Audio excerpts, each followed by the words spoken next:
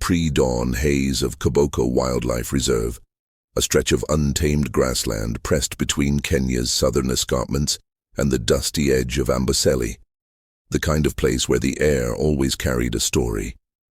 And on that morning, it carried a scream, not just any scream, a baby elephant alone, terrified and crying for its life. Peter dropped his enamel coffee mug before it even hit the porch. He was already sprinting across camp, heart hammering in his chest. That sound wasn't just distress, it was panic, and panic in the wild never came alone. "Rex, with me," he shouted. The German shepherd didn't hesitate. He shot out from the open tent flap like a shadow chasing a bullet, every muscle rippling. Beneath a coat of black and tan, his ears were pinned, his breath silent. He wasn't running. He was hunting. They broke past the outer fence line within seconds, cutting through brittle grass toward the northeast rise where the scream had echoed. The radio clipped to Peter's belt, crackled once and died. No time to fix it. No time for backup. There was only the sound of dry wind and something else now, growling. As they created the ridge and slid down the dry riverbed, Peter's boots ground to a halt. There, in the open dirt below, a baby elephant stood alone, no more than 6 months old, trembling and wild-eyed. Its trunk curled close to its body, its massive ears twitched with fear. It tried to step back, but there was nowhere to go, because it was surrounded. 4 lions, males, young and strong, not yet burdened by the weariness of age. They moved in a slow, hungry circle, tails flicking, muscles coiled. They weren't rushing the kill. They were toying with their prey, letting it panic, feeding off the fear. Peter's eyes darted across the horizon. No signs of the herd, no warning. Stomps, no trumpeting, nothing but cracked soil and the tension of death hanging thick in the air. He fumbled for the radio again. "Base, this is Peter at Northeast Quadrant. Baby elephant surrounded by lions, no herd in sight. I need it immediately." The static returned. No reply. And then one of the lions lowered into a crouch. "Rex, no, but..." The shepherd was already moving. He launched forward like a shot. No leash, no command, no fear. He was a blur of determination, charging the circle from the side with a growl so guttural it silenced even the wind. The lions flinched. One sprang sideways in surprise. Rex didn't aim to bite. He aimed to own the space. He circled the calf once like a soldier securing a perimeter, then planted himself between the smallest leg of the elephant and the biggest threat. His body tensed, his teeth bared, and he dared the lions to come closer. The lions hesitated. Peter had seen it before. Lions confused by a threat they couldn't classify. Rex wasn't prey and he wasn't a predator. He was something else entirely. Unrelenting and unfazed, Peter leapt from the brush and ran into the clearing, waving his arms, shouting at the top of his lungs, "Back, go on, get out of here." 2 of the lions growled in warning, but didn't advance. The third backed off, completely. And finally, the last one, larger than the others, held Rex's stare a few seconds longer before slinking into the brush, disappearing into the tall grass. It was over. Peter dropped to his knees, his breathing ragged, sweat soaking through his shirt. The elephant calf trembled and let out a weak trumpet, pressing its flank into Rex's side. Rex didn't move, didn't whimper. He just stood there guarding. Peter whispered, "You've lost your mind, you brave, brilliant mutt." But inside, a storm brewed. A calf this young wouldn't wander off. A herd this quiet, unheard of. The lions hadn't chased. It was like they were waiting. And Rex, he had responded faster than Peter's own instincts. Something was deeply wrong in Koboko, and this was only the beginning. The sun was climbing higher above Koboko Wildlife Reserve, but the tension in the air hadn't eased. The calf had stopped crying, though it remained pressed tightly against Rex's side, trembling. Peter stood slowly, his boots crunching against dry grass, and scanned the tree line once more. The lions had disappeared for now, but he knew better. than to assume they were gone for good. Something about the whole encounter didn't sit right with him. The lions hadn't acted like predators on the hunt. They had moved too slowly, too deliberately, as if they had been waiting for that calf to be exactly where it was. Peter crouched, again beside Rex, gently placing a hand on the shepherd's back. "Are you all right?" Rex gave a single low chuff, more alert than winded, his eyes still locked on the direction the lions had vanished into. The dog wasn't finished. He was focused, and that worried Peter. Rex never stayed on edge unless something was still off. The baby elephant stumbled forward a few steps and let out a weak, confused trumpet. Its ears flapped, but not in aggression, just aimless, like it was trying to orient itself. Peter approached slowly and examined the calf's legs. Scratches, some bruising, but nothing broken. The calf had likely been running from something bigger than lions. Peter grabbed the radio again, tried a different frequency, static, then a soft click. Finally, a voice came through. "Peter, you, there? We heard your earlier call." It broke up. "I've got a calf," Peter said quickly, "about 6 months old, completely alone. Was just cornered by 4 lions near the northeast ridge, no herd in sight. I need eyes in the air. Now." There was a pause on the other end. Then, "We've got a drone team in Sector 3. I'll redirect. Then your way. ETA 8 minutes. Peter clicked off. He looked at the calf, then at Rex. "Let's figure out how this even happened." The trail leading into the clearing was fresh.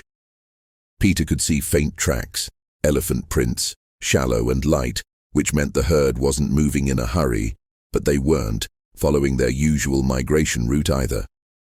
They had cut across unfamiliar terrain. That alone was strange. Elephants in Kiboko followed the same ancestral paths for generations. They didn't veer without a reason, and they certainly didn't leave their calves behind. Peter walked carefully along the prints, motioning for Rex to stay with the calf. But after just a few meters, Rex let out a short bark behind him, low, urgent, not loud. Peter turned. The calf had started moving, slowly, not aimlessly this time. It was heading east, ears twitching, nose up, sniffing the air like it recognized something. Rex fell into step beside it. Peter's chest tightened. "What is it, girl?" he murmured, more to himself than the calf. They followed it for over 20 minutes, through thickets and low brush, across dry ridges and flattened grass, until the path split. That's when they found the first sign. Blood. Not much, but fresh, a smear across a tree trunk, low enough to have come from another. Elephant's leg. There were drag marks in the dirt, broken branches leading away from the trail, and the smell, metallic, sharp, made Peter's gut twist. Something had happened here, something violent. He followed the trail another 100 yards until they reached a shallow ravine. There below, hidden partly by collapsed foliage, was the carcass of a young cow. Likely the calf's mother. She hadn't just died. She had been taken down. And it hadn't been natural. Peter crouched near the body, examining the wounds. The cuts were too clean, straight lines, not claw marks, not teeth. Blades, poachers, he muttered under his breath. But this wasn't a tusk job. The mother still had hers, though cracked and chipped from whatever struggle had taken place. This wasn't about ivory. This was about chaos, scaring the herd, splintering them. And somewhere in the panic, this calf had been separated. Perhaps intentionally. Rex growled softly from above. Peter looked up to see the shepherd staring into the trees. Fur bristling. That's when Peter heard it too. Faint movement. Not lions, not elephants. Footsteps. Human ones. Moving quickly, trying not to be heard. He ducked and gestured for Rex to stay low. The brush around them rustled, and 2 men emerged. both dressed in dirty brown shirts, rifles slung across their backs, machetes at their hips. Peter stayed still, hidden behind the ridge's edge. They didn't see him. They walked past the carcass without even stopping, heading in the direction the calf had come from, which meant they were tracking it. They hadn't failed. They were just late. Peter's mind raced. They had flushed the herd, split the calf from the mother, killed her when she resisted, and now they were coming back to finish what they started. Rex didn't growl again. He didn't move. He just looked back at Peter with that same steady focus he always had when things were about to go bad. Peter gritted his teeth. "We've got to move." He stood, lifted the calf's front legs gently, guiding it to stand. "Come on, little one, they're not getting you." The calf obeyed as if it understood. Rex circled behind, nudging it forward. They didn't go back to camp. Not yet. Peter took them toward the Northern Research Outpost, a safer, more isolated station with fencing and drone coverage. Every step felt like a countdown. But as they walked, one thought looped in his head like thunder. This wasn't just about a lost calf. This was about someone trying to send a message, and the only thing standing between that message and another dead elephant was a German shepherd who refused to back down. By the time Peter, Rex, and the calf reached the northern outpost, the sun had climbed high enough to turn the plains into a shimmering oven. The calf stumbled several times along the way, exhausted and dehydrated. But it never stopped. Rex stayed, glued to its side, guiding it with subtle nudges and low, reassuring sounds. They had barely crossed through the steel gates of the satellite station when one of the researchers, Dr. Nia Ruto, rushed out, mouth falling open at the sight before her. "Is that a calf? Alone?" she gasped. Peter nodded grimly. "Mothers. Dead. Poachers. 2 armed men are still on its trail." Nia didn't waste a second. She waved over a veterinary assistant and barked orders. Water, sedatives, extra eyes on the monitors. They ushered the calf inside the shaded holding pen while Peter stood watch beside Rex, eyes still fixed on the horizon behind them. There was no time to exhale. Minutes later, a call came in from the drone operator stationed in the observation. "Hut, movement south of your perimeter. 2 individuals moving fast, armed. Looks like they're sweeping back this way." Peter didn't hesitate. He loaded his rifle, grabbed a field radio, and turned to Rex. The shepherd was already standing, muscles taut, ears flicking with each distant sound.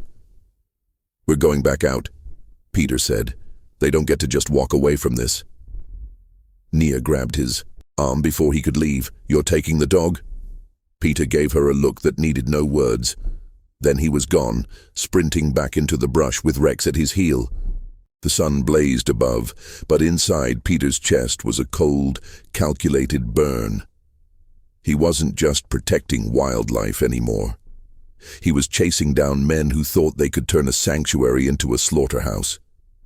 They moved quickly, flanking the ravine, from the north this time. Peter knew the terrain well, and Rex was practically silent as they advanced. Then just ahead, movement. 2 figures cutting across a ridge, heads low, weapons strapped. Peter dropped to his knee behind a large boulder, raising the scope on his eye. Rifle. He didn't take the shot. He just watched. The poachers were scanning the area, confused, frustrated. They were whispering in sharp bursts, motioning toward where the calf had last been. They didn't know they'd already been outmaneuvered. And then it happened. A branch snapped beneath Peter's boot as he shifted position. Not loud, but just enough. One of the poachers froze. He looked directly toward the rocks and raised his rifle. Peter ducked. "Rex, go!" The dog launched from his side like lightning, not toward the men, but around them. He darted through the grass with uncanny speed, drawing their attention away from Peter's position. The poachers yelled one, firing blindly in Rex's direction, but the shepherd was too fast, weaving like a ghost through the tall grass. The gunman cursed, spun, and that's when Peter moved. He broke cover and shouted, "Drop it," at the top of his lungs. One poacher turned his rifle, but he was too slow. A warning shot cracked through the air. The second man dropped his weapon and bolted. But Rex was already in pursuit. The shepherd closed the gap like a bullet. He didn't bite. Not yet. He cut the runner off and stood growling, forcing him back toward Peter's line of sight. Within seconds, both men were disarmed, hands raised, staring at a soldier and a dog who had no intention of letting them vanish like ghosts in the bush. Peter radioed the outpost. "We've got them. Send transport. Bring cuffs." By the time the backup crew arrived, Rex had returned to Peter's side, still breathing, steady, still watching. One of the junior rangers stared at him with wide eyes and whispered, "That dog just herded a man with a rifle." Peter gave a small nod. He's not just a dog. Back at the outpost, the calf was resting, finally sleeping under the misting fan. Naya smiled when she saw Peter and Rex return. "They'll try to call him a hero," she said, motioning to Rex, "but I don't think he did it for recognition." "No," Peter replied, kneeling beside his companion. "He did it because someone had to, and he was the only one who didn't freeze." Outside the fence, the wind shifted. Somewhere beyond the hills, the rest of the herd might still be out there, moving silently through the heat. But inside Koboko Reserve, one calf was alive because a dog refused to back down, and two poachers would soon learn what happened when you underestimated the wrong protector. Rain has begun to fall over Koboko Wildlife Reserve, not the kind that soaks the earth gently, but the kind that feels like warning drums beating from the sky. The poachers were gone, taken into custody by rangers who arrived wide-eyed after hearing the report. But Peter wasn't celebrating, neither was Rex. They both stood silently near the calf's pen under the metal overhang, watching the baby sleep restlessly. The calf twitched in its sleep, flinching with every crack of thunder, as if the trauma of separation and survival hadn't quite loosened its grip. Peter crouched beside the German shepherd, resting a hand on his thick, damp fur. "You held. You ground like a lion out there," he murmured. Rex didn't look at him. His eyes remained fixed on the calf. His entire posture alert, protective, sensing something even Peter couldn't see. Naya approached from the far end of the shelter, her clipboard tucked under one arm. Her face was troubled. "We've tried calling out to nearby herds through recorded matriarch vocalizations," she said. "No response yet, but the drone picked up distant movement north of the plains near the escarpment ridge." Peter stood. "Do you think that's her herd?" Naya hesitated. "It might be. If it is, they're moving away from their usual pattern, fast, like something spooked them hard enough to reroute completely." Peter looked back at the calf. "If she doesn't reunite with her herd soon, she won't survive on her own out there. She needs her mother, or at least her family, to teach her the wild." Naya nodded slowly. "She'll imprint on whoever cares for her in these next few days. And if it's not another elephant..." Rex let out a low whine, barely audible, but it cut into both their thoughts. Peter blinked. "Wait. What if she already has?" That night, the skies broke open. The rain came hard, hammering against the roof as winds howled through the reserve. It was chaos, branches cracking, distant roars echoing through the hills, the kind of night that animals feel deep in their bones. The calf panicked. She stood, turned in circles, let out short, terrified cries that sent a cold chill down Peter's spine. He rushed to the gate, tried to calm her, but it wasn't working. She didn't recognize his scent, not the way she needed to. But then Rex moved, without command, without prompting. He slipped through the side gate and walked directly into the pen. The calf cried louder when she saw him. But instead of retreating, Rex simply sat, still, solid, present. The rain poured down his coat, lightning flashed overhead, and through it all he didn't budge. Slowly, the calf approached, one trembling step at a time. She lowered her head, leaned it gently against Rex's side, and stopped crying. Peter didn't move from the gate. He didn't say a word. Rex lifted his head slightly, made no sound, and let her rest against him like he had done with wounded soldiers in the field years ago. Not as a protector now, but as something far rarer in the wild, as family. The next morning, when the storm had passed and the sun peeked shyly through the clouds, the research station buzzed with unexpected news. The drone team spotted the herd. Definitely. The calves group, gathering near the watering hole 7 kilometers northeast. They had doubled back. For whatever reason, they had returned.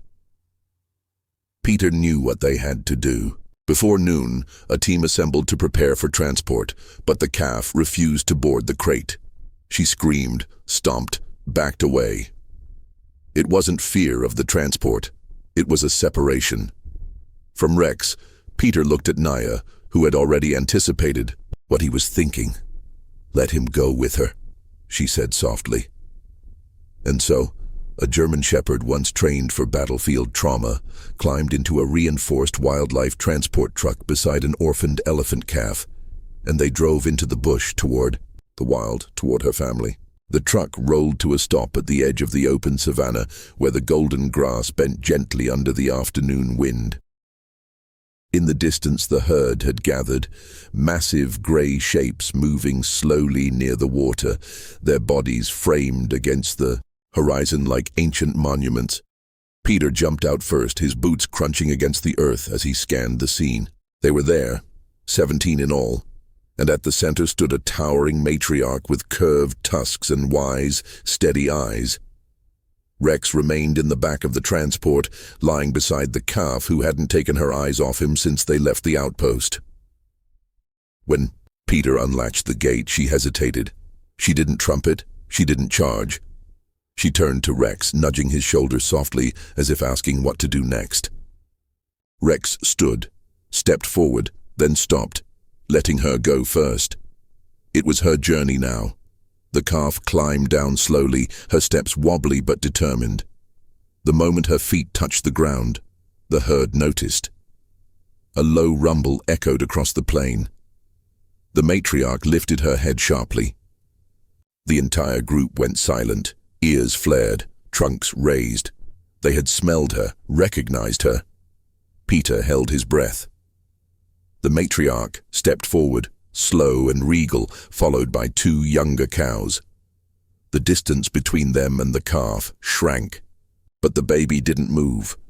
She stood frozen, eyes darting between her family and the shepherd, who still waited in the truck's shadow. For a heartbeat, everything hung suspended, wild and human, past and present, instinct and memory, all converging on this one fragile moment.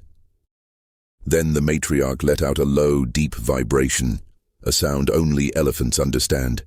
The calf answered, a high, trembling trumpet. And just like that, she bolted. Her tiny legs pounded the earth as she ran toward her herd. The matriarch met her halfway, wrapping her trunk gently around the calf's back, pulling her close, pressing, her massive head to the baby's side in a gesture older than words. The rest of the herd moved in, surrounding her like a wall of warmth and protection. Peter exhaled, only now realizing he'd been holding it in. But what happened next was something no one, not even Rex, seemed prepared for. The matriarch turned, not away, but toward the truck, toward Rex. She didn't charge, she didn't retreat. She simply stood still, watching him. A moment passed, then another. Then she raised her trunk slowly and waved it in the air, deliberate and calm. Peter couldn't believe it. It was as if she understood, as if in her vast, silent knowledge of survival and loss, she had seen what Rex had done, and honored him for it. Rex stood on the edge of the truck bed, head tilted, eyes locked with hers.